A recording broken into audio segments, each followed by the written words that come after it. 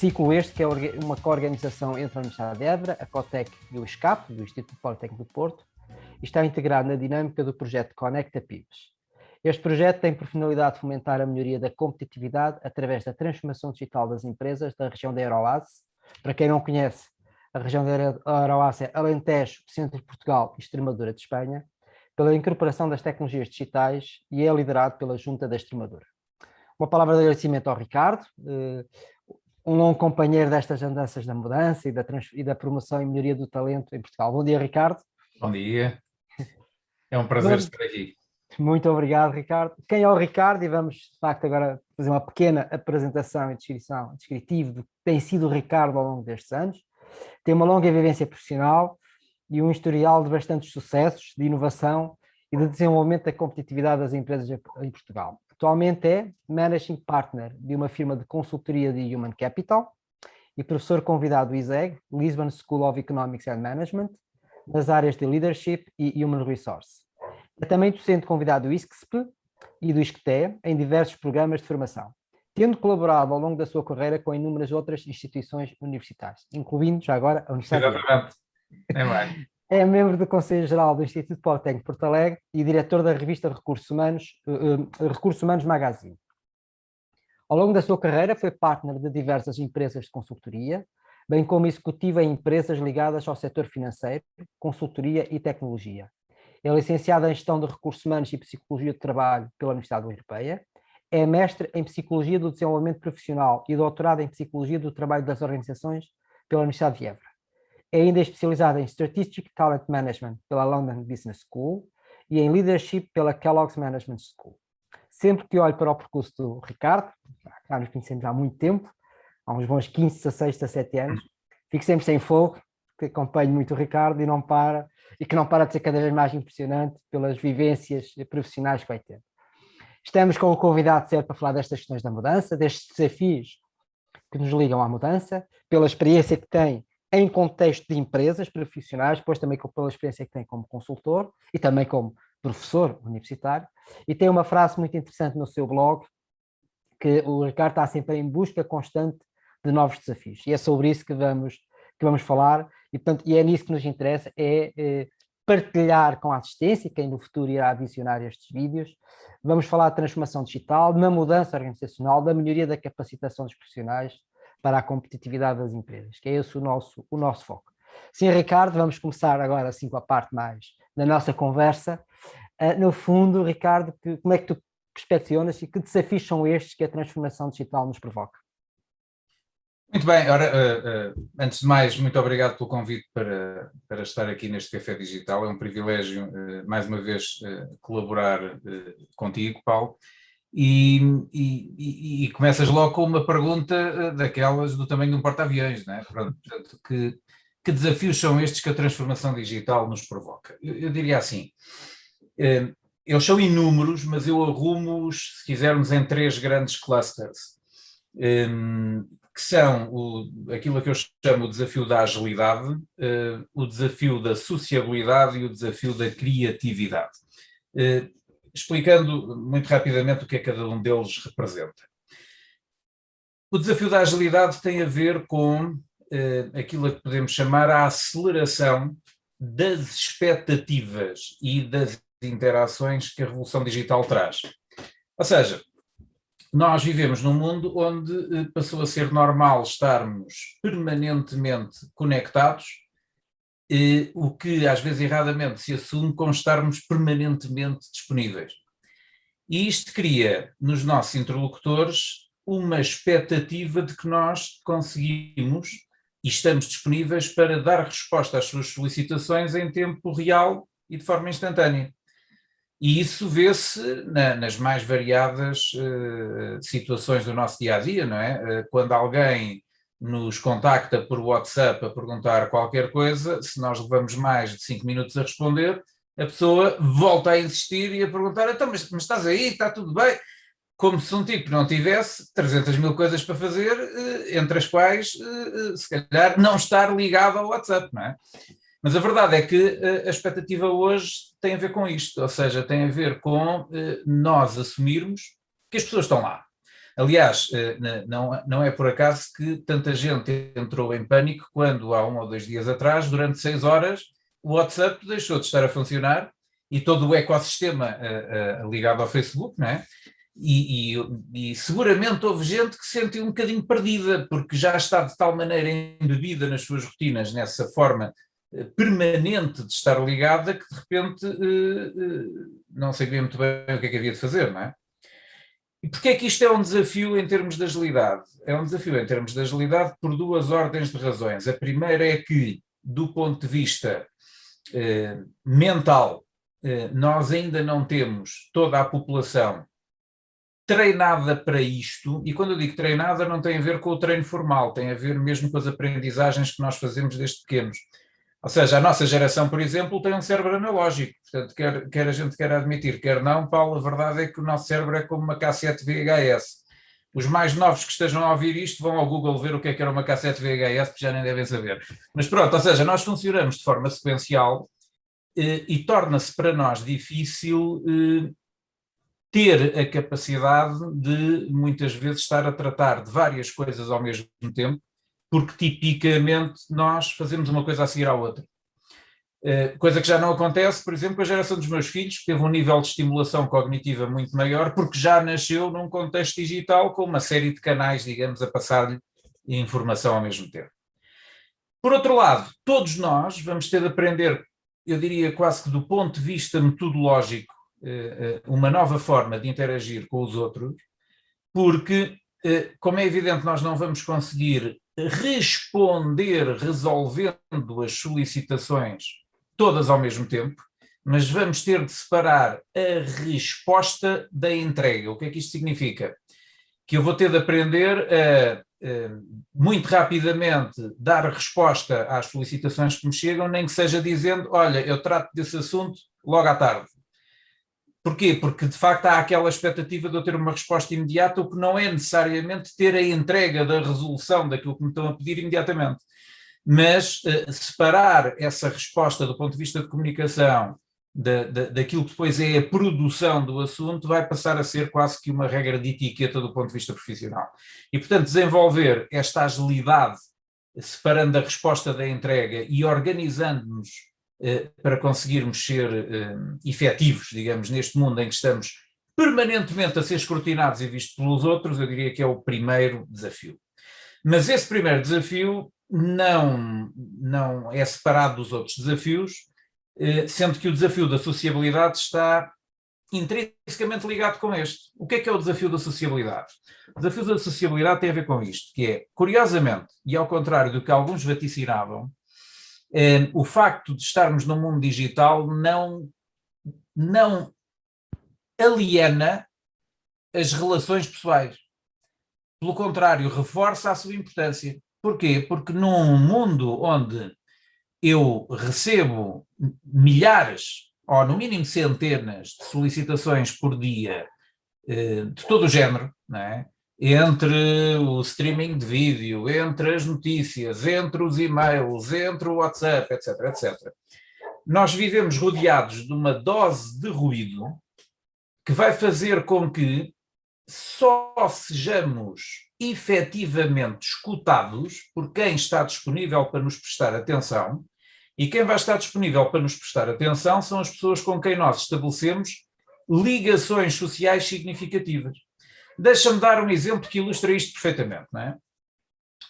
Nós tivemos de combinar, digamos assim, este café digital. E, portanto, tu várias vezes me mandaste mensagens a dizer, olha, temos de falar um bocadinho sobre o que é que vamos falar e não sei o quê, não sei o quê, não sei o quê. Como deves imaginar, os teus contactos chegavam no meio de toneladas de tralha digital que me chegavam ao mesmo tempo. E o facto de eu te ter dado a resposta não teve a ver com o facto de ter sorte, teve a ver com o facto de nós termos uma relação significativa entre nós há muitos anos, que faz que quando eu vejo um contacto do Paulo Silva, ok, eu separo do resto do ruído e dou-lhe atenção. Porque se não tivéssemos essa relação social significativa, não tinha sorte nenhuma, porque ainda estavas lá na pilha das coisas que eu havia de ver quando tivesse tempo. E nós não fazemos isto por sermos más pessoas, fazemos isto porque de facto não conseguimos chegar a tanta coisa. Eu tenho, sem exagero, acumulado ao fim de 10 anos para aí 15 mil e-mails que ainda não li. Obviamente que 90% disto o tempo resolveu por si, não é? Se eu não li e ninguém gritou, é porque não era mesmo muito importante, não é? Alguns deu a geneira, a grande maioria vai-se gerindo em função disto, ou seja, as pessoas que captam a minha atenção porque estabeleceram comigo uma relação significativa, tornam-se mais efetivas na interação comigo. O terceiro desafio é o da criatividade, que tem a ver com o quê? Com, eu diria, a enorme oportunidade que o mundo digital nos traz. Ou seja, quando nós passamos a ter na palma da mão capacidade computacional superior àquela que foi usada para meter um homem na Lua, porque nós não temos a noção disto, mas nesta maquininha que temos aqui temos mais poder computacional do que todo aquilo que foi usado nas missões Apollo todas juntas. E a gente conseguiu meter tipos na Lua com menos capacidade computacional que hoje temos no bolso. Portanto, nós basicamente temos um super exocérebro que nos liberta de uma série de tarefas que antes tínhamos de executar mentalmente. Eu ainda me lembro do tempo em que sabia de cor para aí mais de 100 números de telefone. Hoje só sei o meu porque passo a vida a repeti-lo aos outros, porque senão nem o meu saberia. Isto não é sinal de senilidade, é sinal de que o meu cérebro passou a estar mais disponível para fazer outras coisas, assim nós o queiramos. E que coisas são essas? Aquelas que verdadeiramente vão ser diferenciadoras no futuro, que é o trabalho que não é passível de ser replicado, pelo menos até agora, pela inteligência artificial ou pela automatização, que é precisamente a capacidade de criar coisas novas, usando o pensamento divergente e conjugando pedaços de conhecimento que tipicamente não são conjugados de forma óbvia. E, portanto, essa capacidade de criar coisas novas vai ser aquilo que nos vai diferenciar e criar uma marca distintiva enquanto profissionais, até porque a criação de conhecimento tem uma evolução tão exponencial que nós nunca vamos ser especialistas exaustivos de coisa nenhuma, porque não temos capacidade para capturar completamente o conhecimento de uma área. O que é que isto significa? Que nós vamos diferenciar-nos não por sabermos tudo de uma área, mas por sermos relativamente originais a combinar pedaços de conhecimento de uma ou várias áreas e muitas vezes criando coisas novas em conjunto com outras pessoas, que é outro, digamos, dos imperativos destes novos tempos, nós vamos ter de passar a ser basicamente membros de uma equipa criativa e não estrelas a solo. Cada vez mais somos interdependentes porque não somos proprietários do conhecimento em absoluto. Portanto, eu diria que estes são os três grandes desafios: agilidade, sociabilidade e criatividade. E no fundo, acho que são boas notícias, apesar de serem desafios exigentes. É muito interessante, até porque nos faz saltar até para algumas questões que aqui temos, por um lado, daquilo que nós combinámos precisamente e dessa relação que estabelecemos nos últimos dias. Isto até faz muito saltar para a questão do estudo do índice das rotinas tecnológicas, que no fundo que era a nossa última questão, já estou aqui a antecipar, só para a audiência perceber que isto também não é no vazio, não é? Isto é pensado e planeado. E que esta polarização de trabalho, este conceito de polarização de trabalho, em que os níveis intermédios cada vez mais vão desaparecendo. Quando falamos de níveis de trabalho, estamos a falar de níveis intermédios de emprego e até de níveis remuneratórios, passando a existir os níveis remuneratórios muito mais elevados e cada vez mais uma grande franja nos níveis remuneratórios mais baixos. E isso de facto cria desafios interessantes, como desafios são interessantes, porque obrigam de facto também a uma agilidade não só das organizações, mas também das pessoas, de nós enquanto seres individuais. Mas havemos lá chegar a essa questão. Mas antes disto, porque num café sobre transformação digital, gostaria na tua perspectiva, Ricardo, o que é para ti, enquanto consultor, a transformação digital? A transformação digital, curiosamente, tem muito mais a ver com a transformação do que com o digital. Ou seja, o digital é uma circunstância do momento que vivemos e que ilustra, digamos, aquilo que configura hoje o contexto de mudança. Mas aquilo que verdadeiramente está em jogo na transformação digital, na minha opinião, e eu deparo-me com isso todos os dias quando faço projetos com clientes, tem a ver com a mudança de mentalidades. Ou seja, curiosamente, a tecnologia muda muito mais depressa do que a nossa mentalidade, o que faz algum sentido, porque, quer dizer, nós levámos muitos anos a construir a nossa mentalidade, as nossas convicções, as nossas crenças. Portanto, dá muito trabalho depois deitar isso tudo para o lixo e criar novas, não é? E eu costumo dar como exemplo precisamente o que aconteceu agora com a pandemia, não é? É engraçado porque eu ando há 10 anos a falar de tendências de futuro no trabalho e andava há 10 anos a dizer que uma tendência de futuro havia de ser o trabalho remoto. E já estava a ficar um bocado frustrado porque nunca mais tinha de mudar o slide do PowerPoint porque a tendência nunca mais acontecia, não é? E depois foi preciso um bichinho minúsculo, não é? Um vírusito, para de repente, e à bruta, obrigar toda a gente a fazer uma coisa que eu andava há 10 anos a dizer que iria acontecer e que não acontecia acima de tudo porque a mentalidade não mudava, porque nós já tínhamos tecnologia para trabalhar à distância há mais de uma década, estabilizada, porque obviamente tecnologia experimental se calhar há 2 décadas que já tínhamos, mas estabilizada, robusta há mais de uma década, e existia claramente uma situação quase que esquizofrénica na sociedade, que era milhões de pessoas levantavam-se todos os dias à mesma hora para se meterem numa fila de trânsito, para chegarem já cansadas e aborrecidas ao centro de uma grande metrópole, para entrarem todas juntas no mesmo escritório, quando em 80% dos casos, ou pelo menos em 60 e tal por cento dos casos, no mínimo, não precisavam estar lá todas juntas, a não ser para conforto psicológico do gestor delas, que tinha a crença não fundamentada de que a única forma de garantir que as pessoas trabalhavam era estar lá a olhar para elas. E era só para isto. Isto era uma coisa perfeitamente absurda, com custos na qualidade de vida, desperdício de tempo e uma pegada de carbono brutal, como devemos imaginar, não é? Pronto. E às vezes a mudança precisa de acontecer porque implica a mudança de mentalidades de uma forma disruptiva. Ou seja, quando de repente não há outra alternativa senão trabalhar à distância,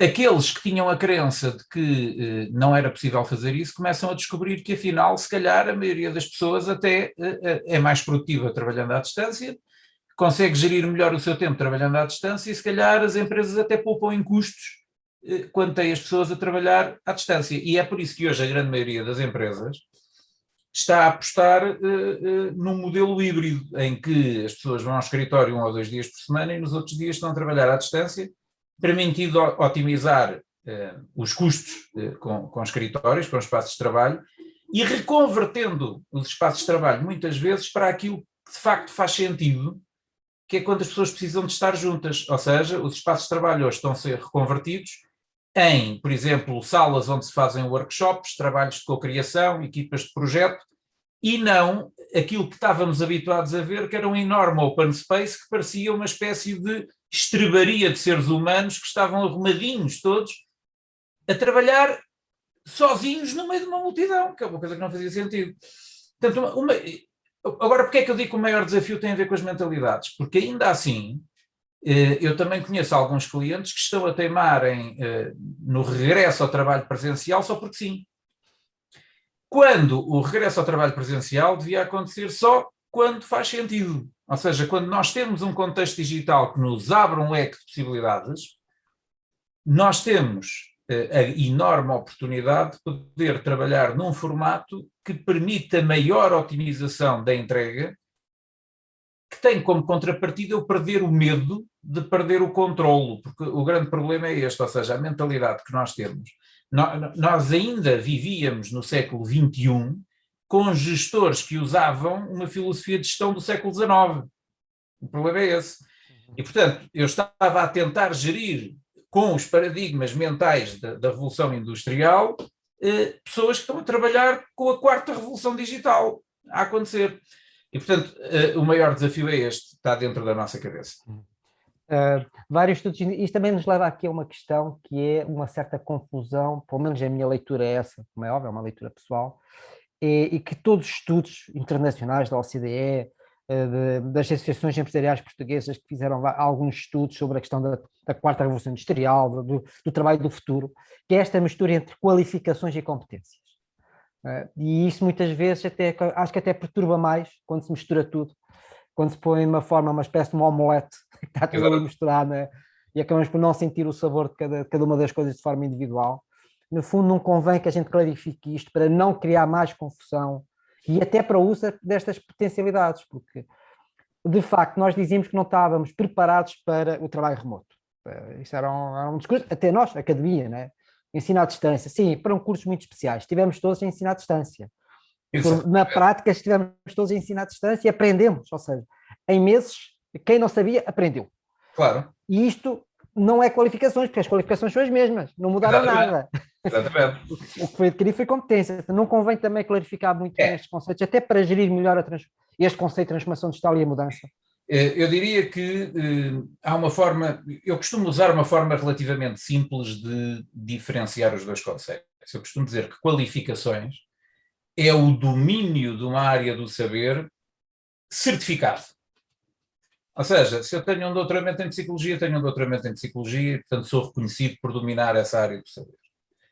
Mas isso é diferente de uma competência. Uma competência é, se quisermos, uma qualificação ou uma capacidade ou um conjunto de conhecimentos postos em ação. Portanto, a competência é quando eu aplico isso no mundo real para produzir alguma coisa. Okay? O que significa que uma competência pode, inclusive, requerer a combinação de várias qualificações ao mesmo tempo. O desafio da transformação digital pode requerer novas qualificações, não tantas como às vezes pensamos, mas requer seguramente novas competências. E isto tem a ver com o quê? Com a própria transformação da natureza do trabalho. Eu dou aqui 2 exemplos que ilustram isso. Um deles é precisamente o nosso, um professor universitário. Do ponto de vista das qualificações, nós não temos de mudar grande coisa. O grande desafio, como vimos, foi do ponto de vista das competências, ou seja, nós tivemos de aprender, por exemplo, a ensinar em multicanal, não é? Eu tive de fazer uma coisa que não sabia que sabia fazer, que é ensinar dando atenção a um grupo de pessoas que estava na sala e ao mesmo tempo dando atenção a um grupo de pessoas que estavam online a assistir, não é? E, portanto, ter a atenção distribuída por 2 públicos completamente diferentes é uma competência que eu tive de treinar, que obviamente para a qual eu tinha as qualificações necessárias, nunca tinha tido a necessidade de as aplicar na prática. Okay?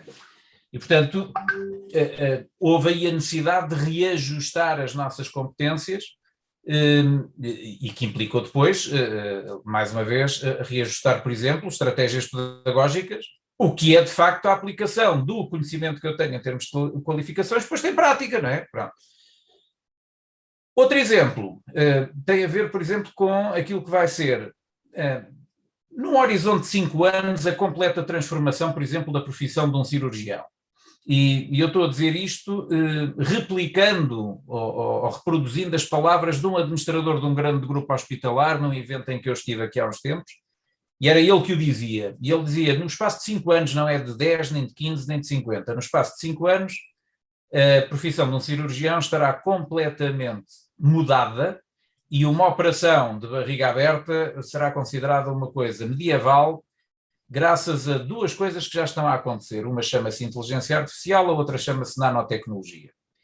E, portanto, no futuro, quando eu tiver uma patologia, ela será provavelmente identificada com recurso à inteligência artificial, que vai aceder a um vastíssimo repositório à escala mundial de sintomatologias e de formas de tratar as diversas patologias e vai prescrever um determinado tratamento.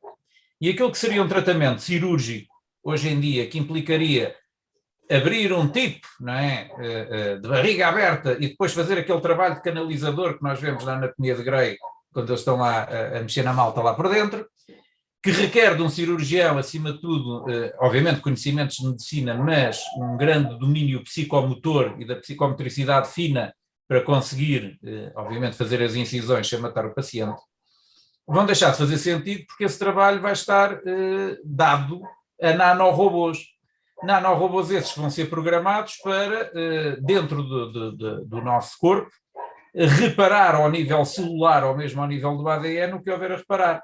E, portanto, basicamente, eu vou ou ingerir os nanorobôs num comprimido ou eles vão entrar por via intravenosa, vão fazer o seu trabalho e depois vão sair por um qualquer orifício que nem vale a pena estar aqui a discriminar, não sabemos qual é, até pode ser pela transpiração. E então o cirurgião está lá para fazer o quê? Está lá para reprogramar os nanorobôs se acontecer alguma coisa que não está prevista no algoritmo inicial.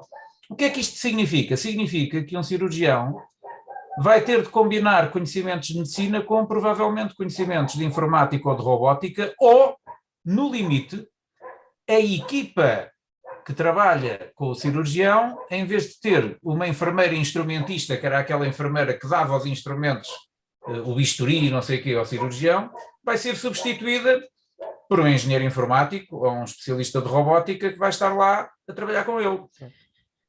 E isto traz, digamos, duas particularidades, que é um cirurgião vai ter de aprender a interagir com o engenheiro informático, e o engenheiro informático vai ter de aprender a aturar um cirurgião, aturar no bom sentido da palavra, estou a dizer isto com toda a ternura, como é evidente.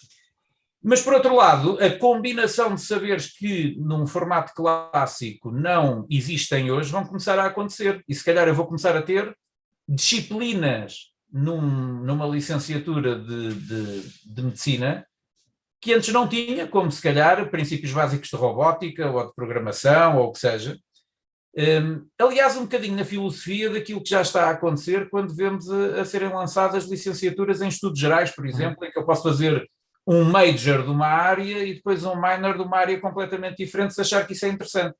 E o futuro vai ser muito assim, ou seja, a possibilidade de eu combinar áreas do saber que antes não estavam passíveis de serem combinadas porque as estruturas curriculares eram muito rígidas, porque a realidade vai ser muito mais complexa desse ponto de vista do que era no tempo em que nós andávamos a fazer a nossa licenciatura, por exemplo.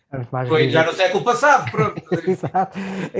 Falando em analogia, no fundo vamos ter um bocadinho mais Dr. House. Exatamente. A mexer em nós.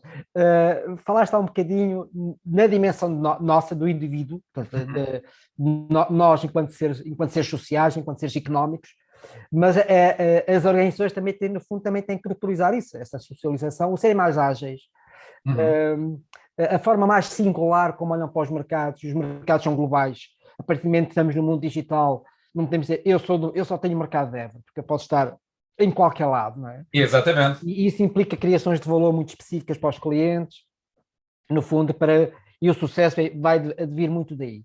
A questão é que sugestões é que darias então às empresas, às pequenas, médias e grandes, aqui às empresas em geral, para que este processo de mudança, que está em curso acelerado, muitas vezes não nos apercebemos disso, não é? Mas está em curso muito acelerado, que sugestões é que darias para elas entrar, ou por um lado entrar, porque têm que entrar, senão desaparecem, ou melhorarem a forma como estão a olhar para isto? Muito bem, eu diria que há 3 questões fundamentais. Vamos ver. A primeira é nós libertar-nos do paradigma da supervisão e controle. Porquê? Porque num formato mais flexível, em que eu vou ter de gerir ritmos de trabalho diferentes, vou ter de gerir pessoas com conhecimentos muito diferentes e vou ter de gerir um contexto em que o valor é criado em equipa, ou seja, um contexto de cocriação, o modelo tradicional de estruturação do trabalho é demasiado rígido. Agora, isto cria um nó no cérebro aos gestores, porque eles estão habituados a gerir por caixinhas. Pronto. E, portanto, neste momento vão ter de se habituar a ter de gerir pessoas que podem estar em mais do que uma equipa ao mesmo tempo e ter mais do que um chefe ao mesmo tempo. Logo, isto implica adotar aquilo que eu chamo um modelo de KISS Leadership. E o KISS aqui é Keep It Simple and Smooth. Não é stupid, é smooth. Ok? Que é um modelo que assenta num princípio de princípios claros, mais princípios e menos regras. Porque as regras vão ser desatualizáveis muito depressa. E, portanto, nós vamos ter de adotar um modelo de gestão que baseia-se muito mais no princípio da jurisprudência do que no princípio da regra formal, não é? E, portanto, isto implica adotar um modelo que é, por exemplo, um modelo que uma empresa como a Spotify utiliza, que é um modelo em que eu tenho equipas pequenas, com missões muito concretas e definidas no espaço e no tempo, e com grande autonomia para desenvolver esse trabalho. Porquê é que elas têm essa grande autonomia? Porque o âmbito daquilo que têm para fazer também está muito bem circunscrito. E, portanto, eu posso dar mais autonomia porque não há um problema de gestão de risco. Uma pessoa pode integrar mais do que uma equipa e muda de equipa ao longo do tempo, em função do que sejam, digamos, os desafios ou os projetos a desenvolver. Portanto, eu vou trabalhar em projetos mais pequenos, portanto, aquilo que podemos chamar micro-objetos da entrega, digamos assim. Vou ter as pessoas espalhadas, no fundo, a fazer crowdsourcing da entrega entre diversas equipas, e vou ter de me habituar a ter um modelo que, sendo assim, se baseia muito mais em pedir responsabilidades, assumindo que as pessoas são responsáveis, em vez de andar a controlar o que é que elas estão a fazer. Isto também vale para a inovação, ou seja, o processo de inovação vai deixar de estar assente numa área de investigação e desenvolvimento para provavelmente estar assente num processo de crowdsourcing em que todos podem contribuir para a geração de inovação através de processos ou estruturados ou semi-estruturados, sei lá, por exemplo, e muitas vezes em parceria com outros elementos do ecossistema. Eu, por exemplo, estou neste momento a desenvolver um programa com uma grande instituição bancária onde aquilo é um misto de formação e de inovação. Ou seja, o output final daquele programa não é as pessoas passarem num exame, digamos assim, é as pessoas entregarem um projeto de inovação que acrescenta valor direto e imediato para a instituição que contratou o programa. E isto é uma forma de fazer crowdsourcing de inovação, estendendo, digamos, esse esforço até para lá do perímetro formal, porque a universidade em que eu estou a fazer isto é uma parceira, no fundo, dessa empresa. Uhum. Qual é o grande desafio disto? É perder o medo de perder o controle das coisas. Porque é assim, se eu tentar controlar as coisas segundo o formato tradicional, eu vou perder o controle das coisas com muito mais ansiedade e stress, porque é impossível controlar as coisas no formato tradicional quando as coisas mudam tão depressa e implicam um grau de complexidade tão grande. Portanto, o segredo é, se quisermos, menos regras e princípios gerais mais sólidos que, no fundo, depois vão nortear a capacidade e o discernimento do processo de tomada de decisão que está, no fundo, pulverizado pela organização. É isto que eu acredito que seja o desafio do futuro. Um pequeno comentário e depois podes até concordar ou não, como é óbvio. Claro é isso que leva muitas vezes à perca de talento, não é? Queremos tanto controlar que o talento se vai embora e nós não percebemos porquê. Exatamente. E mesmo as entrevistas depois de saída, tentar perceber e ficamos perder. Mas porque é que eles saem embora? Até lhe pagamos bem, isto é uma empresa desafiante, mas depois falta ali qualquer coisa mais, que é essa liberdade de ação.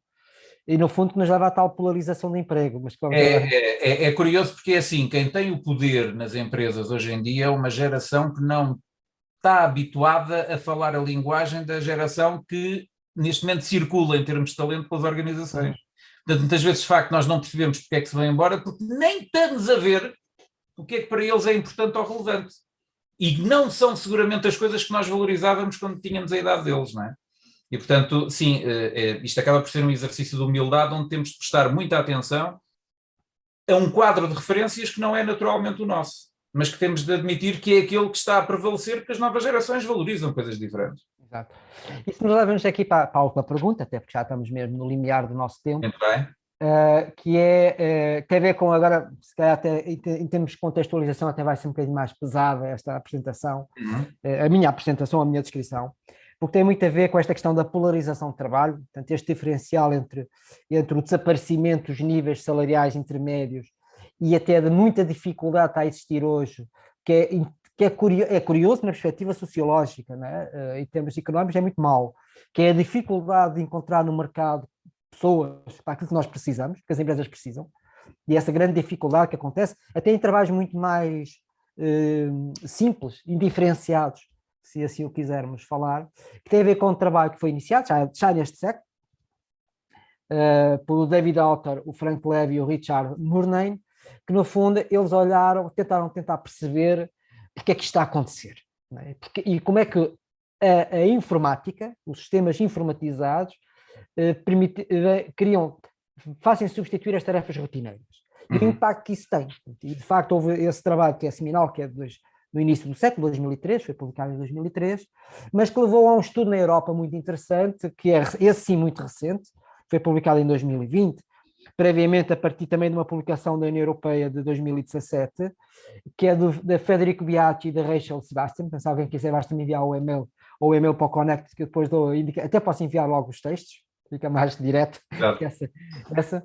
Mas o que é interessante é olhar para Portugal, né? E é isso que nos interessa. E Portugal, de facto, está na posição do índice que nós não queremos, que é o índice de trabalho muito rotineiro, no fundo, onde os salários são mais baixos, por alguma razão, e quando olhamos para os países onde o trabalho é menos rotineiro, encontramos a Noruega, o Luxemburgo, os Países Baixos, a Dinamarca, os famosos países ricos. Ou seja, temos mais uma vez, se quisermos, a demonstração das fragilidades estruturais que temos enquanto país. Como é que se vende isso? Como é que se vence isto? É que é a grande questão. E essa é a pergunta de $1 milhão, não é? Muito bem. Quem é que consegue descobrir isto?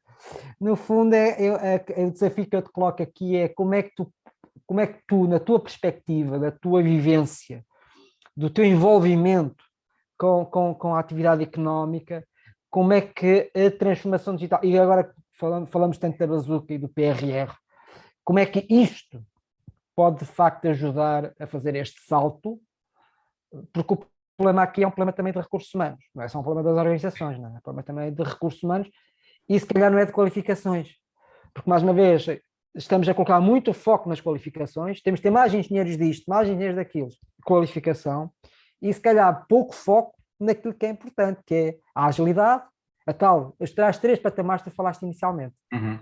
No fundo, como é que como é que a transformação pode ajudar nisto? Muito bem. Para a pergunta do $1 milhão, agora vou ter uma resposta que eu vou ter de arrumar em várias alíneas, né? Primeiro, deixa-me dar esta nota. Do ponto de vista global, o que se afigura para as próximas décadas é um desafio enorme e não é só do ponto de vista económico, é do ponto de vista social.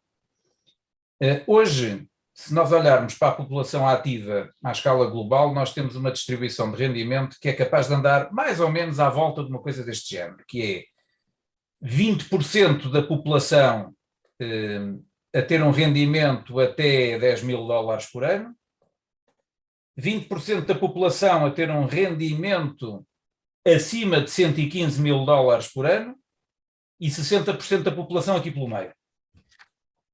Dentro de uma década, não mais, o que nós vamos ter é uma coisa completamente diferente. Vamos ter 40% da população a ter rendimentos acima de $115 mil,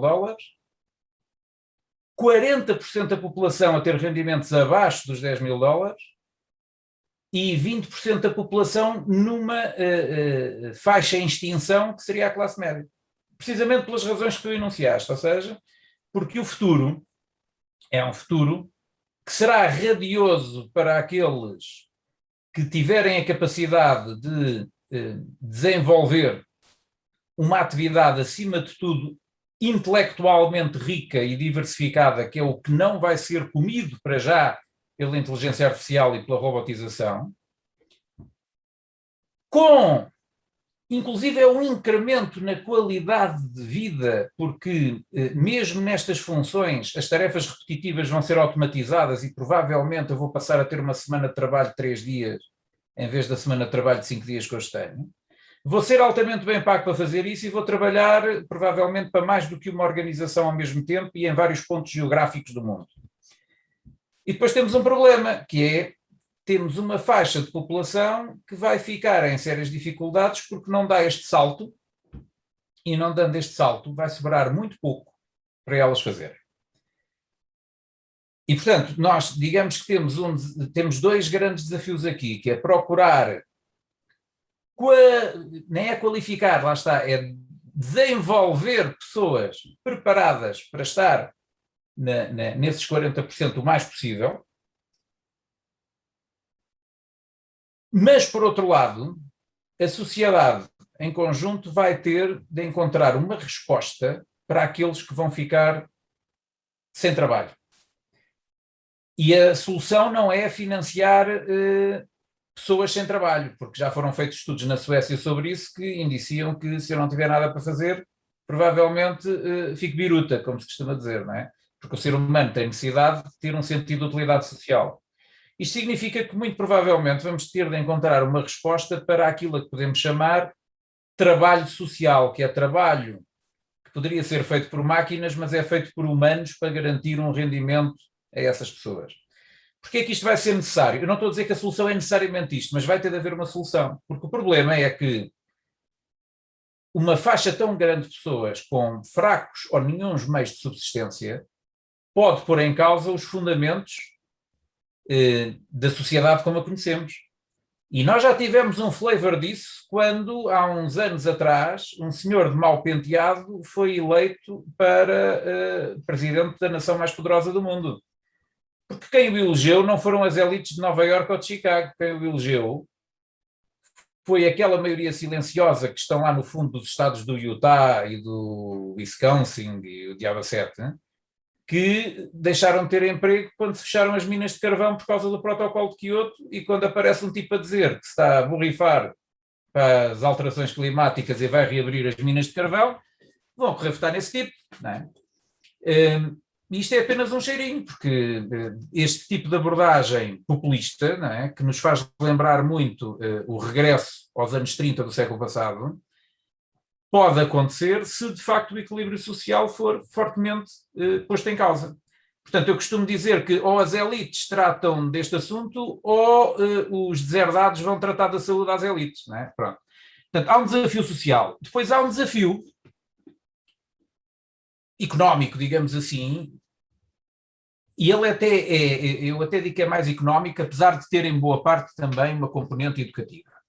Vamos ver, o que é que nós vamos ter de fazer? Vamos ter de apostar em desenvolver nos jovens, fundamentalmente, 3 coisas: pensamento crítico, criatividade, curiosidade intelectual, a par com depois soft skills relacionais. E, obviamente, com tudo o que implica a literacia digital, mas eu diria que o próprio ecossistema trata disso, como vemos pelos nossos filhos, que têm muito mais literacia digital do que nós. Agora, isto não chega, mesmo que as instituições de ensino apostem nisto a sério, mudando todo o seu modelo de ensino, que não pode continuar a ser baseado em professores a fazer ditado para alunos, porque isso não dá. A verdade é que nós temos de mudar a estrutura produtiva, e isso é um papel da sociedade civil, não é do governo, a estrutura produtiva em Portugal, apostando cada vez mais em empresas que têm como fator de vantagem competitiva o facto de terem a componente criativa da criação de valor situada em Portugal, portanto, terem essa parte da cadeia de valor situada em Portugal e não noutro sítio qualquer, porque senão o que vai acontecer é que nós vamos formar um conjunto de jovens que depois, obviamente, se vão pirar daqui para ir trabalhar na Holanda ou na Noruega, que apesar de serem sítios que não têm sol, têm, de facto, a possibilidade de ter empregos muito mais interessantes. Ainda assim, uma palavra de esperança, porque eu diria que nós já estamos a fazer um bocadinho essa migração. E a prova disso foi a forma como nós conseguimos lidar com a pandemia. Porque as primeiras previsões apontavam para um cenário economicamente desastroso, pior do que quando tivemos a Troika cá.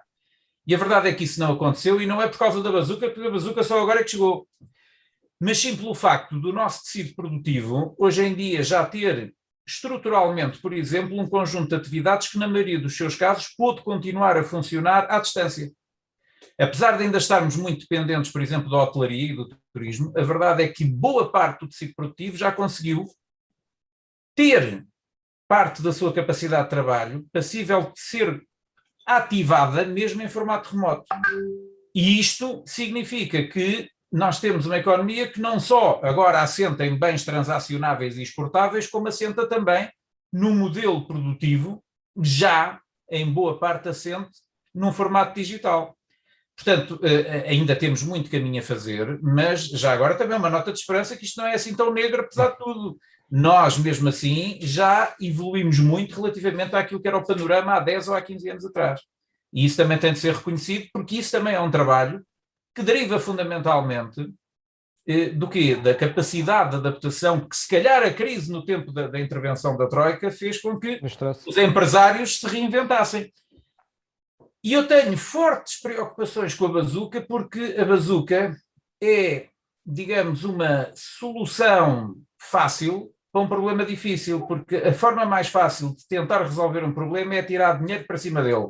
Mas tipicamente dá a asneira com M grande, porque não basta tirar dinheiro para cima dos problemas, é preciso saber o que fazer com ele. E eu prefiro muitas vezes contextos onde não há muito dinheiro disponível, mas há um enorme sentido de urgência em evoluir para sobreviver. Tipicamente isso é o melhor estímulo para nós pormos o melhor de nós ao serviço da sociedade e ao serviço dos outros. Quando há muito dinheiro, contextos de fartura tipicamente fomentam aquilo que eu chamo de preguiça intelectual e empresarial. Pronto, portanto, venha daí a bazuca, com certeza, mas que seja gasto com alguma cabeça e, acima de tudo, demos espaço aos empresários para poder fazer o seu trabalho e para poderem prosperar. No fundo, a falta, entre comas, de dinheiro leva-nos a ser mais criativos, à procura da criatividade, que é um dos pilares que tu, no fundo, um dos 3 pilares que tu referenciaste. Já vai longo, nós passámos, de facto, hoje os 30 minutos. Passámos largamente a meia hora. Largamente a meia hora, e peço desculpa aos participantes, como é óbvio, mas pronto, isto é o problema de eu estar a dialogar com o Ricardo. Acho que se calhar não calamos, não é? Não nos calamos. Portanto, quero agradecer muito ao Ricardo a tua disponibilidade para estar aqui, para colaborar connosco, para partilhar connosco e quem está a assistir e quem ainda vai assistir. Isto depois vai ficar no formato de acesso livre no digital, no YouTube ou no outro canal, que depois informaremos. Só para informar que vamos continuar, portanto, há mais 2, 3 cafés digitais para o nosso ciclo terminar e dar uma informação. Portanto, este programa Conecta PIM é cofinanciado pelo Fundo Europeu de Desenvolvimento Regional e pelo programa Interreg 5 de Espanha-Portugal, o POCTEP. Portanto, acho que é uma informação importante e eu sou obrigado a dá-la. Não é só uma questão de ser importante, é que eu sou obrigado a dá-la. Bom dia e continuação de bom café e até para a semana. E obrigado, Ricardo, mais uma vez.